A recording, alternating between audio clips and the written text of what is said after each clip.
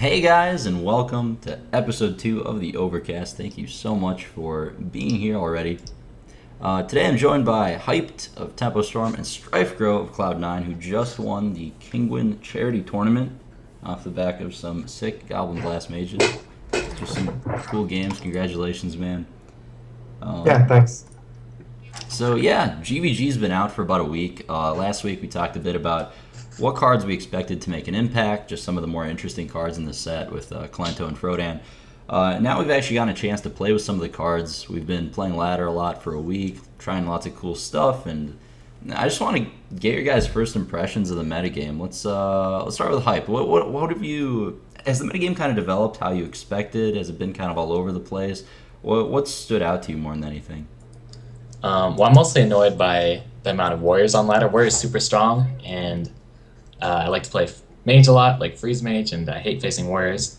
Also hunters, but on the flip side, hunters, they don't run flare anymore, so my freeze mage beats them, so that's really fun, getting to beat hunters for once. And then Zoo is still really popular, and hunter are still the best decks. It seems like no one's playing hunter, but I see like posts every day on Reddit, like I got rank 1 with hunter, and then I also got rank 1 with hunter, and then the next day that Ixar guy, he got rank 1 with some hunter, and a lot of Sea Giant Zoo is popular apparently, very high rated. Zixo is playing that at like single digit legends as well. So that's what I've been seeing mostly. So how about you, StrifeCro? How's the metagame developed? What have you been seeing? How do you feel about it so far? Well, I think I've spent like almost all my time since GG testing like different mage things. Like mage has been my favorite class for a long time, but like mage has never really been too viable until GG. I mean, people have been playing like freeze mage, but like freeze mage is directly like not the type of deck I like to play, and it's like I don't like to play like non-interactive decks like that. I've been playing like all kinds of different mages. I've basically been working on like a control mage for like the longest time, and I mean I guess I didn't end up submitting a control mage for the tournament because I didn't like I kind of like found out like a good list, a couple days too late to make the deadline to submit it. So I took like Kibler's mage, like the mech mage, and I tuned it a little bit for cards that I thought were really good, like Dr. Boom and stuff. Cool. So yeah, but I mean, I did send the control mage that I really like to you for this podcast, and we can talk about it there. Yeah, definitely. Let's just jump right into it. Let's talk about that deck a bit. Here we go. We got your deck, Master of Magic. So, Zombie Chows and Noitron Explosive Sheep Unstable Ghoul. Seems like you've got a bit of that early game package. Like, we saw a similar strategy in DreamHack that you brought out. Tell us about this deck. What was the thought process behind the card choices? How does it play out? Yeah, well, this is basically like an evolved version of the DreamHack deck I submitted. I guess, like, basically, at first I tried to make this deck with like mechs, Goblin Blast Mage and mechs, and that's why I kind of didn't submit for tournament. It wasn't very good with mechs. Eventually, I just realized that just take out the whole mech shell and then just go using a lot of the good new 2-drops, So I just used a Noitron and Sheep. Now I tried like 2 ghouls and 2 sheeps. I kind of like just adding one ghoul, 1 sheep, 2 Noitrons, but basically. This deck has evolved. Like I've realized a lot of things with this deck. Like you really don't want to use a lot of cards, a lot of situational cards like Harrison, BGH, Black Knight. For a duplicate deck, it's more important for you to be able to like drop a proactive creature. So like comparing this deck to the list I ran at DreamHack, it has like no more of that situational stuff, but so many. Every card above even like 3 mana, maybe 4 mana is like a pretty good duplicate target, and you just basically.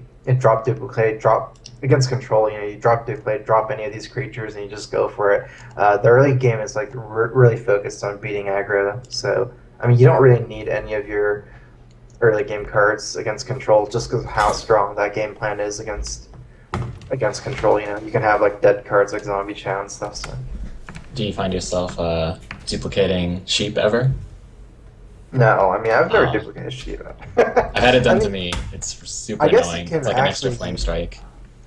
Yeah, I mean you can actually go duplicate sheep. It's kind of weird though because you have to leave it up. The cool thing about sheep is like sometimes you don't want to duplicate it, and you can you can play sheep, like say you have a duplicate down, you can play sheep, ping it on your own turn, and still not have it duplicate, but still get the value from it. Yeah. So I remember at DreamHack we talked a bit about the new set, and one card that you brought up that you really liked the look of was actually Doctor Doom, and it was a card that at the time I was like, oh, it's just one more big guy in the new set out of many different big guys, but he's really stood out as one of the better legendaries in the entire set for just about any deck. So tell us a bit about this guy, and most importantly, why is he not in this mage deck that you're showing us here?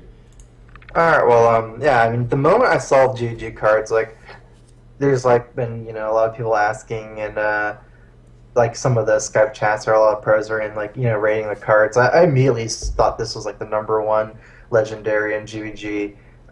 Some people kind of like convinced me for a while that like because everyone was rating Trogzor as better, but so I kind of caved in for a while. But no, like after GVG has come out and I played around with it, like Doctor Boom is like by far the best legendary. The reason is because like anytime like it's so hard to drop Doctor Boom and it work out bad. Like there's kind of no way to deal with it being able to come out ahead.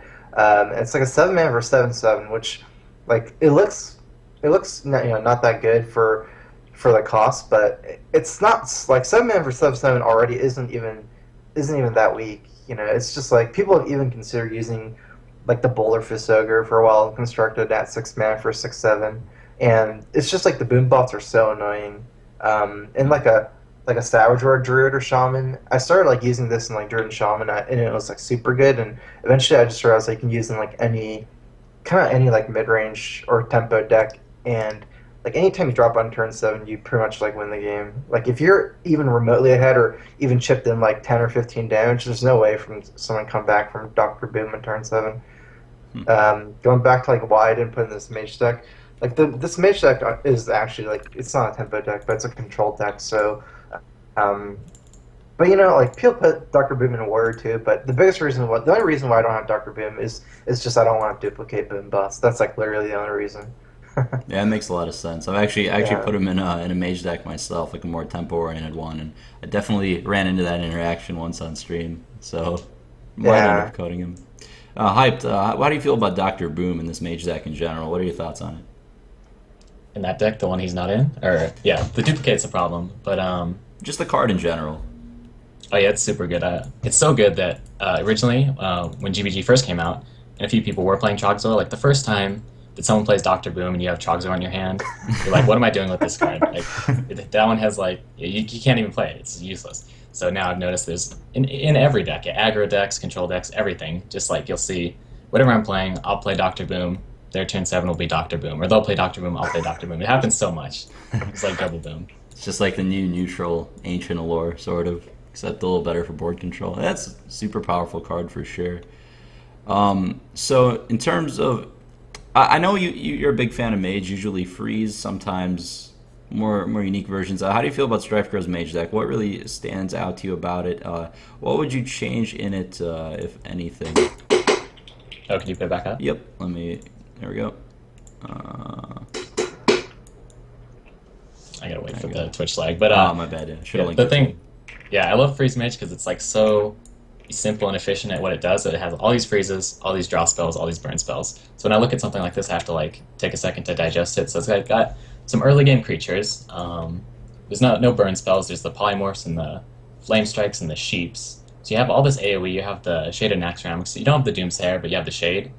That's like something I always wanted to put in Freeze Mage, is the Shade, but you can't because of the Doomsayer. So you have the Shade that's, I don't know how often that's growing, like how often you can afford to leave that stealth, but that's pretty cool. Duplicates, you can duplicate, you probably not want to duplicate the little guys except for maybe the occasional duplicate sheep, but I guess you don't do that. The Belcher, the Healbot. So you just win with the big guys, I guess, the Trogzor, the Rag, and the Antonidas. And are you getting any damage with the little guys? Like you went through fatigue a lot. I mean, okay. The original version, like you went through fatigue a lot, but now it's like you just have so many big guys that you actually just kill them, dropping like. And anytime you get like, your mana curve is so, like consistent up there that even if you get one guy duplicate, you can just drop threats forever for the rest of the game, pretty much like every turn. I'm a big Okay. fan of seeing you cut Fireball. Actually, it's a card I felt like was like fine, but not as good as the second Polymorph. Didn't quite fit in Yeah. the last shell. So this is pretty good. Tell me a little bit about Anoitron. This is a guy we're seeing pop up. At first, I thought he might see a good amount of play just because he's one of the few he's one of the mechs that you can play before Tinkertown Technician on curve, who's very good at surviving. But we're starting to see him on his own in this deck, just as a dude, just as a defensive minion. I mean, over the second Unstable Ghoul. He's good enough? Yeah, I mean he's super good. Like Unstable Ghoul and Sheep, like basically like the whole like every single 2-drop other than Mad Scientist is basically aimed towards beating Hunter and Zoo.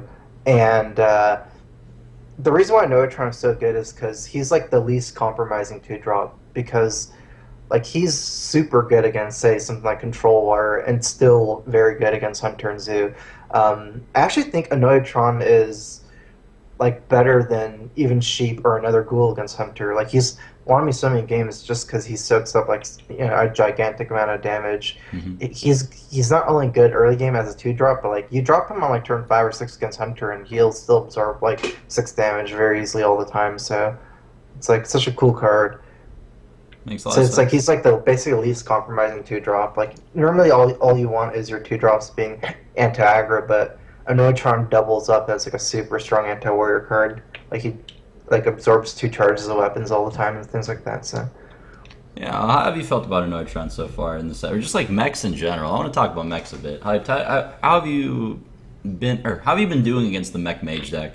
I keep getting wrecked by it on ladder, not gonna lie, but Yeah, it's super hard to deal with because they have. It feels like they have everything. Like you can't win on board because they have the blast mage. You can't leave a mech up ever, and then all of a sudden, sometimes they just burn you out with the damage. I was playing Show, Mhm. and he was playing that deck, and I was playing freeze mage. I'm like, all right, I got things under control. He just like threw 2 fireballs and 2 frost bolts at me by like turn 7. And I'm like, okay, well, how is he gonna kill me ever? I have a barrier on. He has no way to get through this barrier because he just used all 4 of his burn spells. Unless he runs a Nightblade, I should be fine. And then all of a sudden he drops a Blast Mage and just shoots me 3 times in the face and I'm dead. There's like so much burn, you can't stop it. And yeah, it just beats everything on board. It's crazy.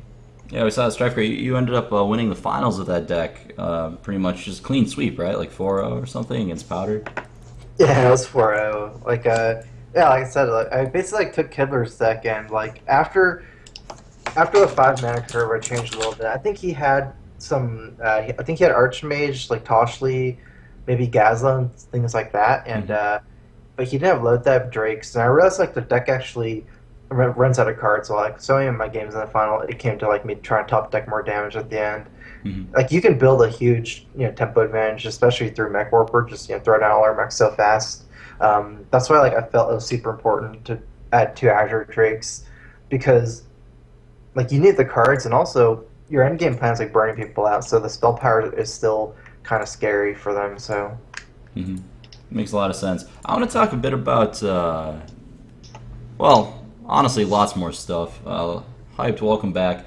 Let's actually Hey. take a quick break before, we each brought a deck for you guys to showcase, talk a bit about. So let's take a quick break for a couple minutes. We'll be right back and talk about some of the more interesting cards, some new decks, all that good stuff. Don't go anywhere. See you in a bit.